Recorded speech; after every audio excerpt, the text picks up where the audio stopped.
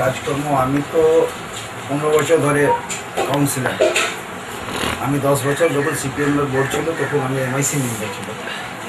এখন কাজটা তো সবই করছি, যে কাজটা আছে সবই কাজ, রাস্তা, লাইট, জল, সব কাজটাই হচ্ছে। আপনার এলাকাতে কোনো অসুবিধা কিচ্ছু নেই। অসুবিধা একটু জলের অসুবিধা ছিল, কিন্তু সেটাও এই মাসে কমপ্লিট হয়ে গেছে। জলের ভালো কাজটা হয়েছে। জলের একটা কাজ, যেটা একটা এলাকা যে ছিল, একটা এলাকাতে জল যাচ্ছিল, সেটাও এখন এই মাসে শেষ হলো। কাজটা বড় একটা কাজ হয়েছে, জলের পাইপ লাইনের কাজ হয়েছে, সেটা জলটা এখন পাওয়া যাচ্ছে। কিন্তু কোনো প্রবলেম, কিছুটা প্রবলেম আছে, লাইটের প্রবলেমটা আছে। লাইটের তাও আমরা মেয়র সাহেবকে প্রপোজাল দিয়েছি, এখনো কিছু হয়নি। তাও অন্তত অনেক লাইটটা হয়েছে। সেটা আমার দীর্ঘদিন ধরে এটা চলছে। কিছু লাইটটা ছিল, সেটা আমরা এখন লাইটটা আরও করার জন্য প্রপোজাল দিয়েছি। আচ্ছা আচ্ছা। আপনি তো এই কাজগুলো করেছেন বললেন, এখনো বলতে কোন কাজগুলো করার পর ইচ্ছা আছে বা এখনো পর্যন্ত করে উঠতে পারেন? 2017 সালে আজকে 18 মার্চে দাঁড়িয়ে আপনি কি বলবেন যে এখনো এই কাজটা করা হয়নি বা সাধারণের জন্য এই কাজগুলো করতে হবে, কি বলতে চান? সাধারণ জনের কাজটা করার জন্য এখন কর্পোরেশনের যে কাজ, নর্দমা, জল, লাইট, রাস্তা, আমি তো বলছি যে এইখানে সমস্ত কাজটা অলরেডি কমপ্লিট হয়েছে। তাও এখন কাউন্সিলর আছে, সেটা করতেই হবে। আমার যখন সিপিএম বোর্ড ছিল তখন সমস্ত রাস্তাটা করেছি, কোনো রাস্তা বাকি নেই। সমস্ত রাস্তা লাইট হয়েছে, কোনো বাকি নেই। সমস্ত রাস্তা জল হয়েছিল, কোনো বাকি নেই।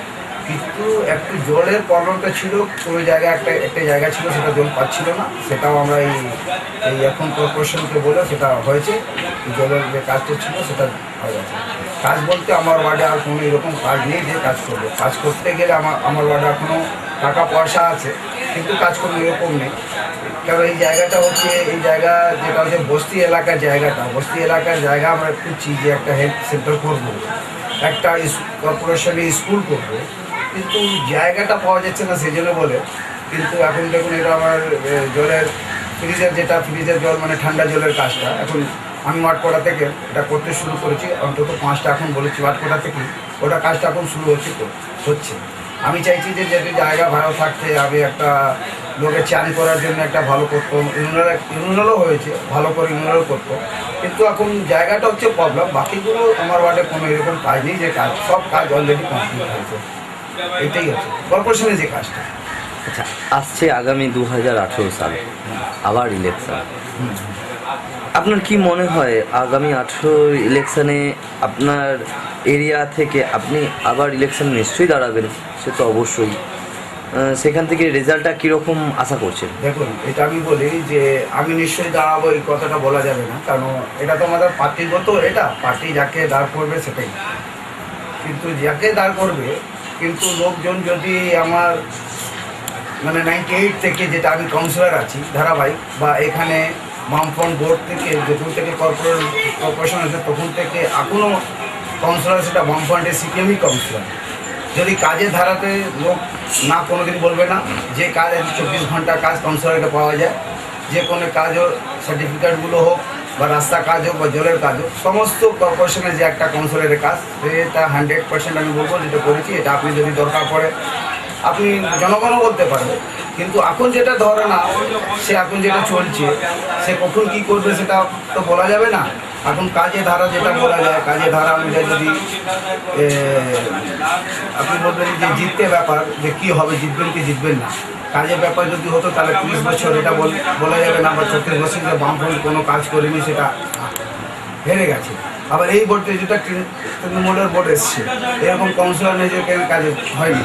সব জায়গায় লাইটের কাজ হচ্ছিলো, সব জায়গায় রাস্তার কাজ হচ্ছিলো, কিন্তু এখন যে কাজ হচ্ছে, রাস্তার উপরে রাস্তা হচ্ছে, লাইটের জায়গায় আবার লাইট হচ্ছে, এটা তো দেখানো। এরকম যদি কাজ করতে হলে তো তাহলে আর কোনো নেই। কিন্তু আমি এটা বলছি যে আমি আমার কাজের জন্য 100% সাকসেসফুল। আমার জনগণ নিশ্চয়ই আমাদের সাথ দেবে, কিন্তু জনগণ জানে যে আমি কাজ করি।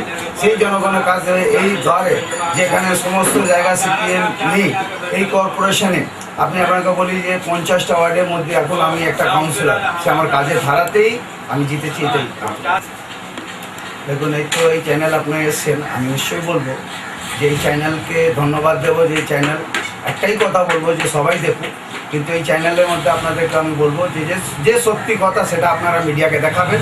নিশ্চয়ই মিডিয়া কাউকে কোনো করতো, কাউকে প্রেজেন্টেশন করতে হবে না, কাউকে কিছু বলতে হবে না। যদি আপনি মানে খবরগুলো সঠিক দেখাবেন, দেখবেন যে এমনি এবিপি আনন্দ হোক বা 24 ঘন্টা হোক বা যে এরকম দেখতে শুরু করবে যে না আমরা কিছু পাবো এই চ্যানেলে।